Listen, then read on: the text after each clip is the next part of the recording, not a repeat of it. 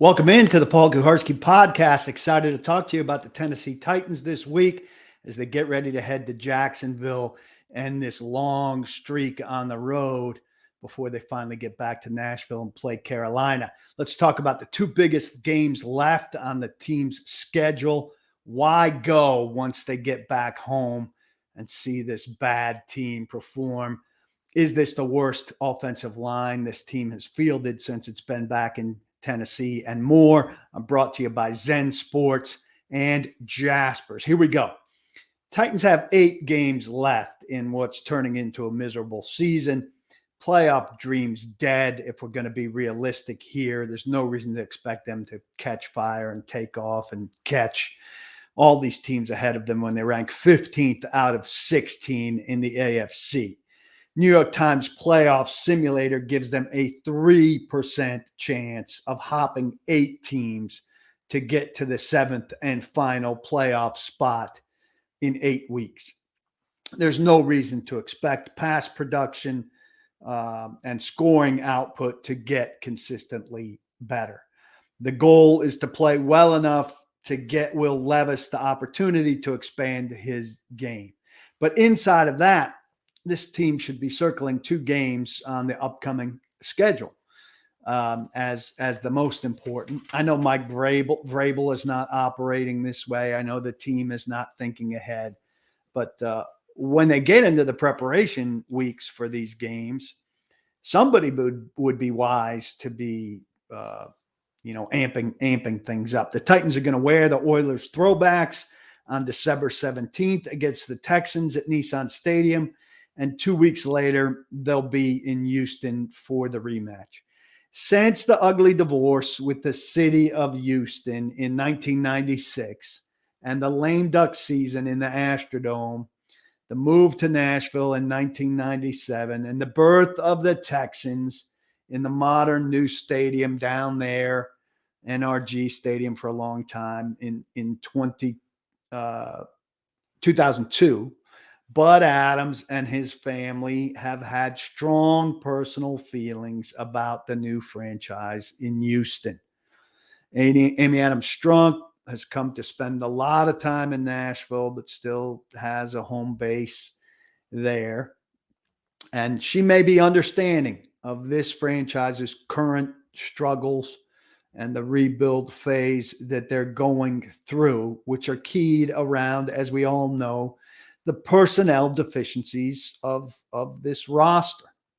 But the Texans don't have a great roster either.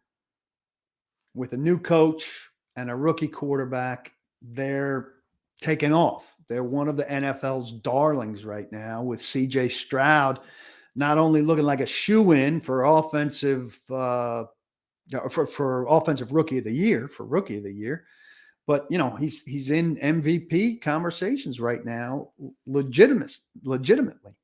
The Texans, the beat up Titans last year, we know, lost 7 in a row to finish the season, and they were 7-10.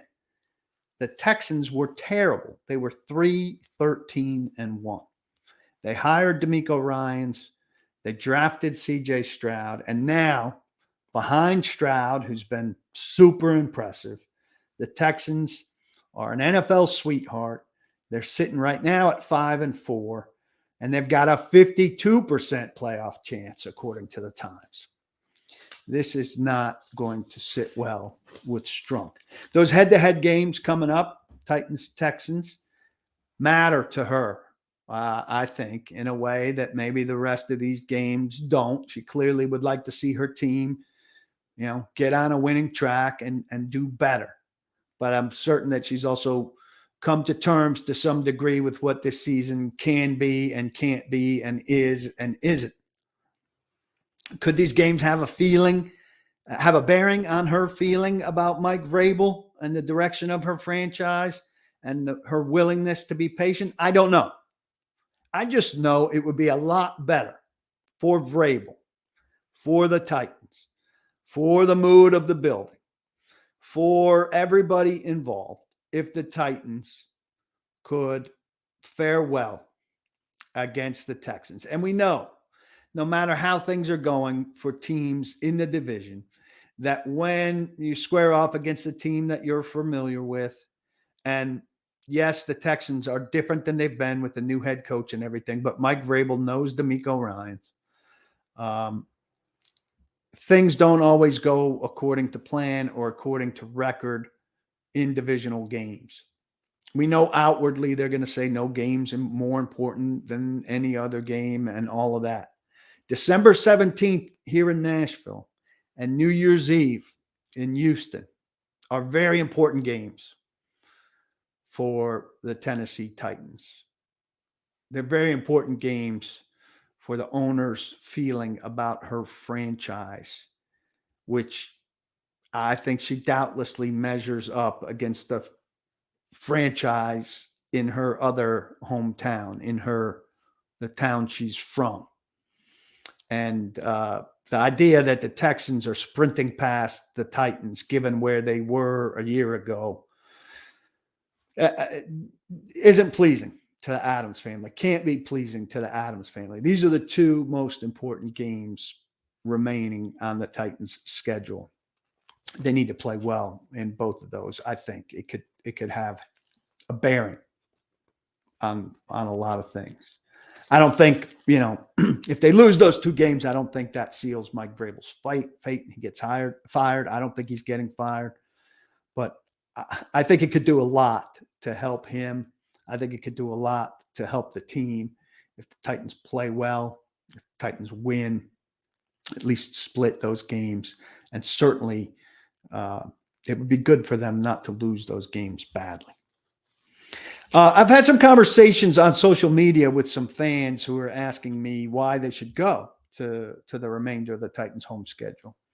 They asked me to kind of play Titans marketing in terms of selling them on why they should head back to Nissan Stadium, given the 3-6 Titans and just how poor they've been. Well, I don't want to market for the Titans, but I can a little bit.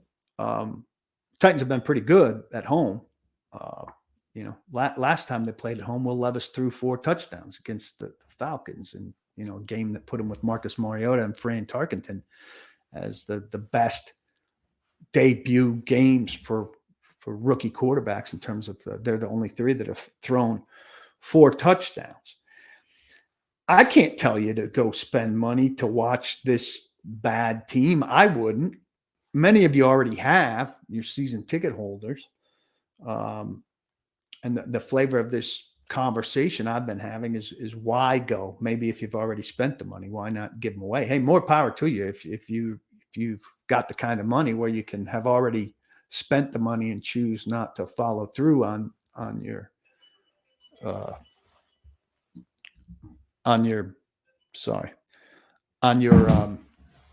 expenditure, or if you want to sell, or give them away, all the more power to you.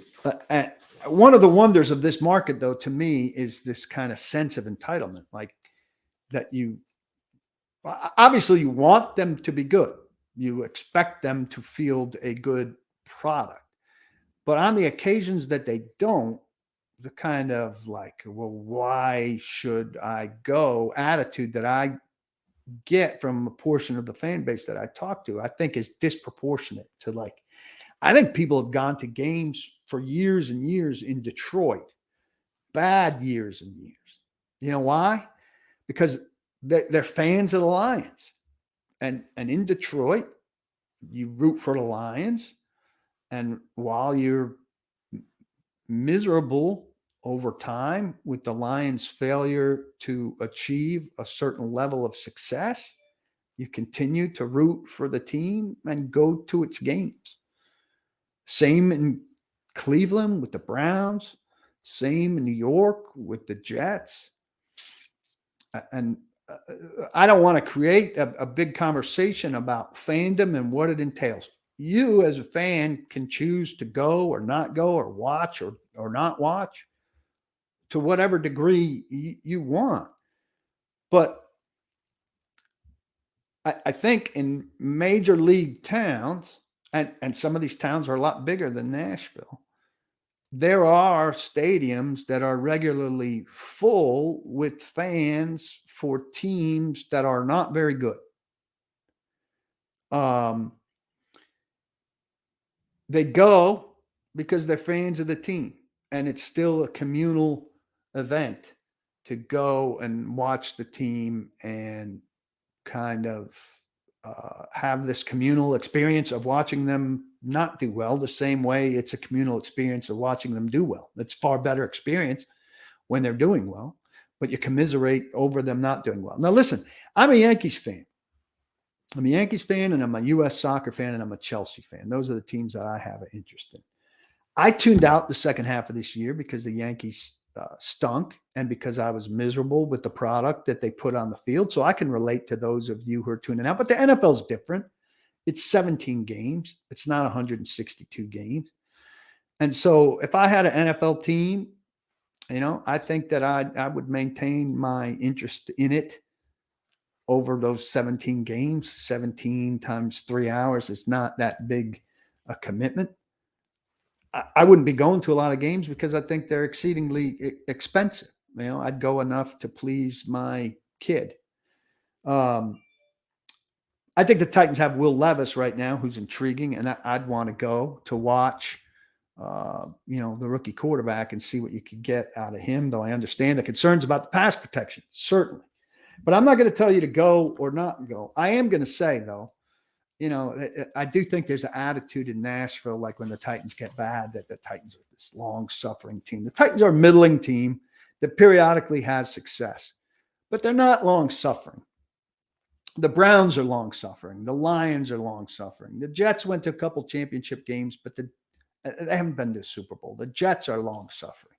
And Titans fans make the mistake when the Titans aren't good of wanting to lump themselves in that basket and losing context of what badness over the long haul means. And you're not in that basket.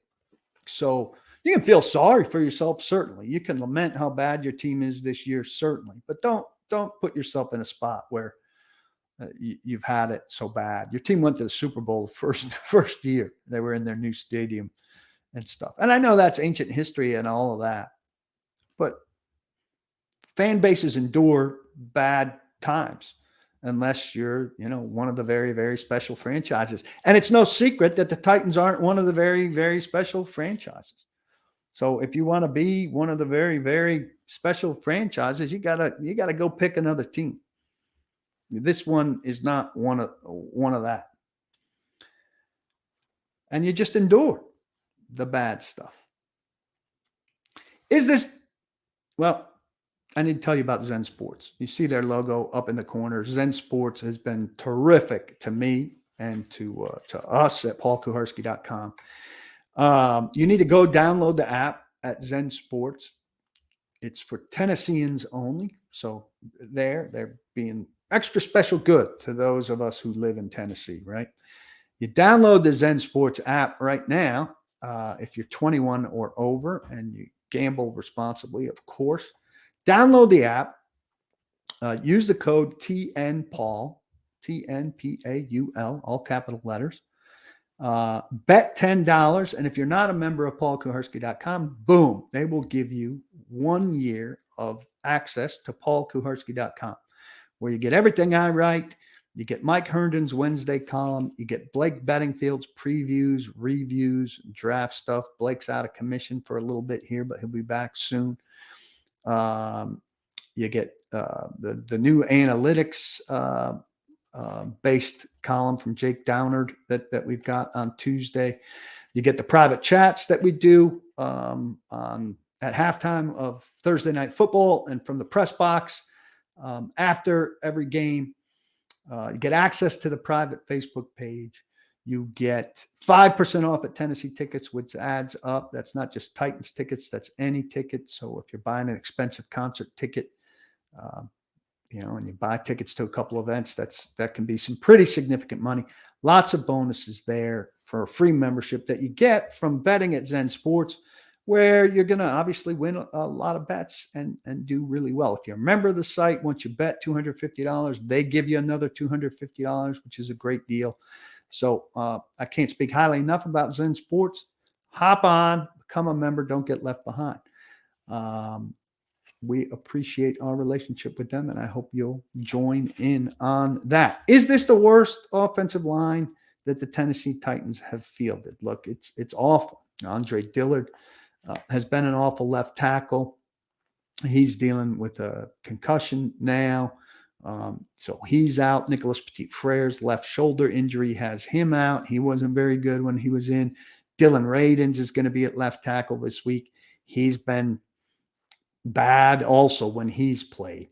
Peter Skoronski's a solid left guard. Aaron Brewer is, middle of the pack center for around the league, which on this line isn't bad. Daniel Brunskill's up and down at right guard.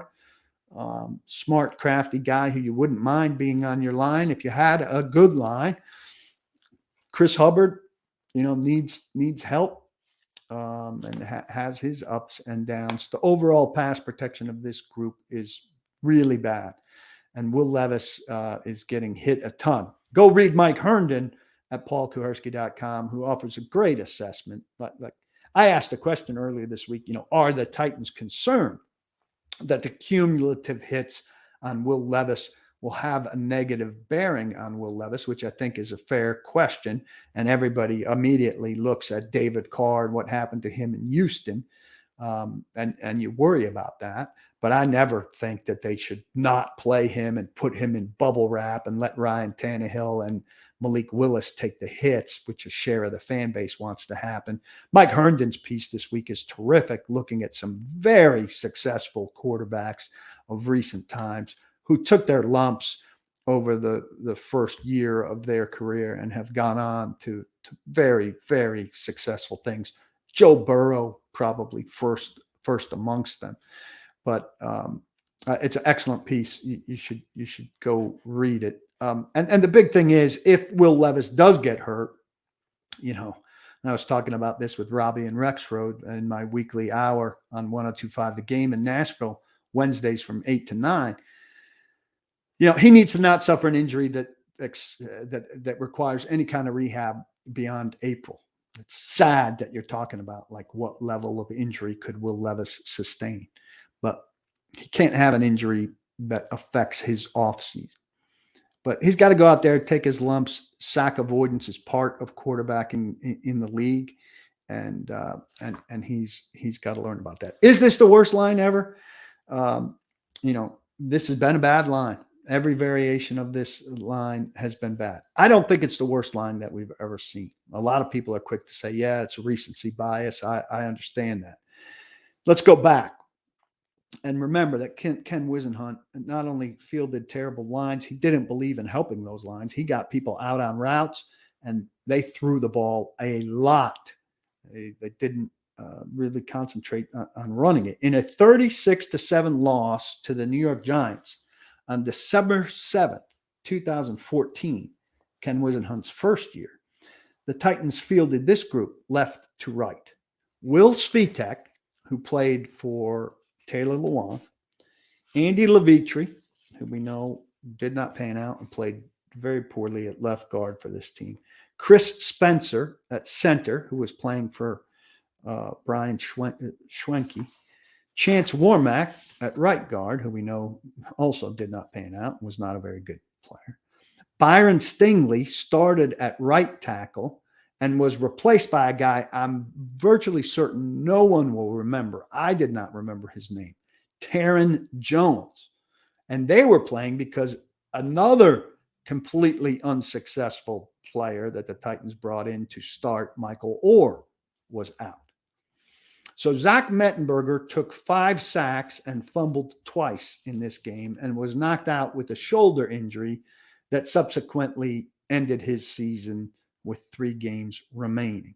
And Jake Locker then was sacked 3 times. The Titans gave up 8 sacks in this game. Delaney Walker, after the game, said, "Our quarterbacks are getting punished, and that's sad."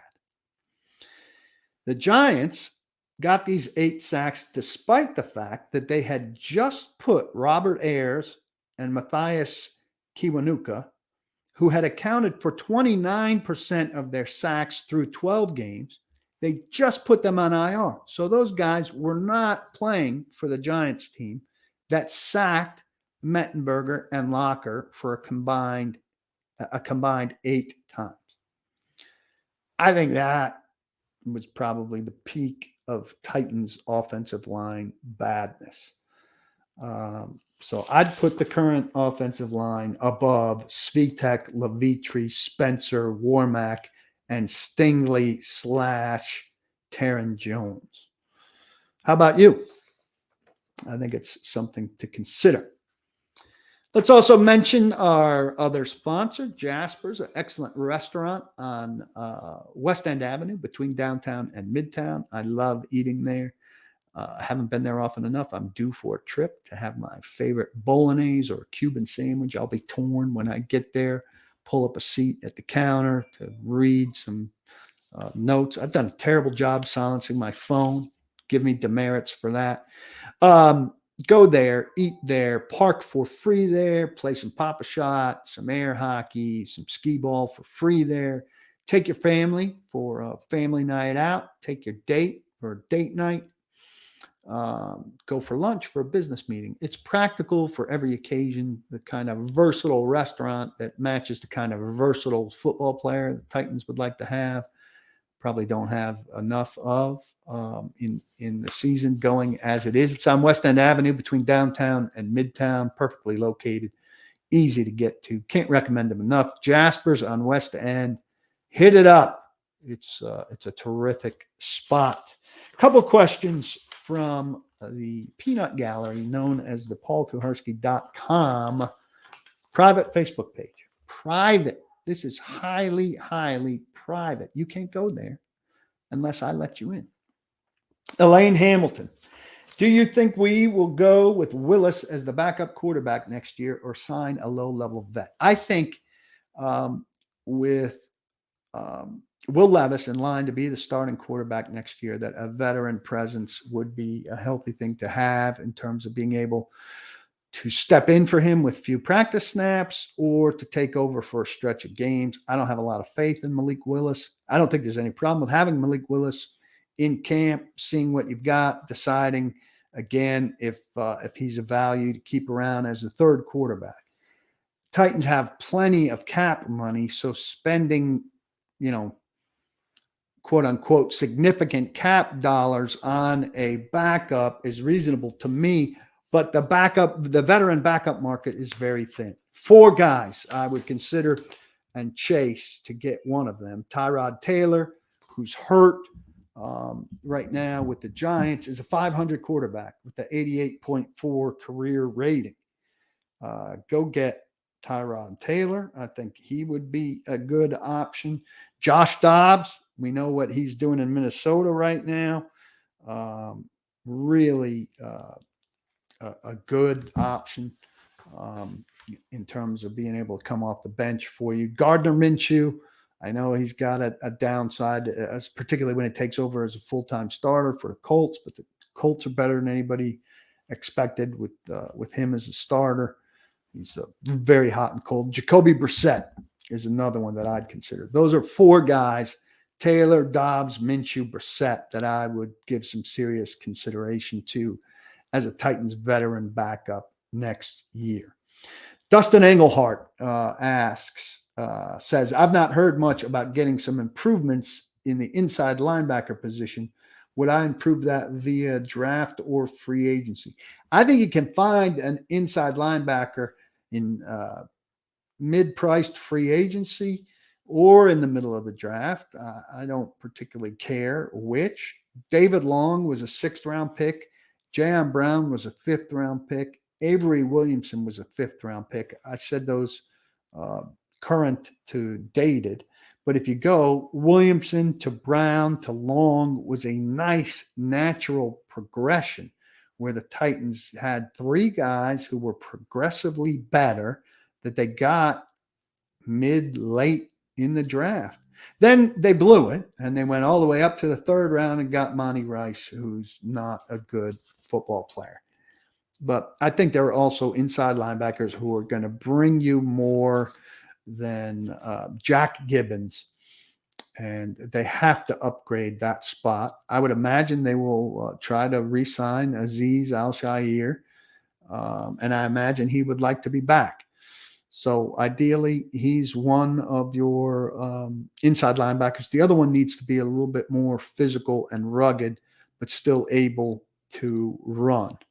And I don't think it should be that difficult to find that guy, but they need to make an effort there. They can't be settling for what they have, which is Rice, who doesn't know what to do, and Gibbons, who knows what to do, but can't necessarily do it because he's got some physical limitations.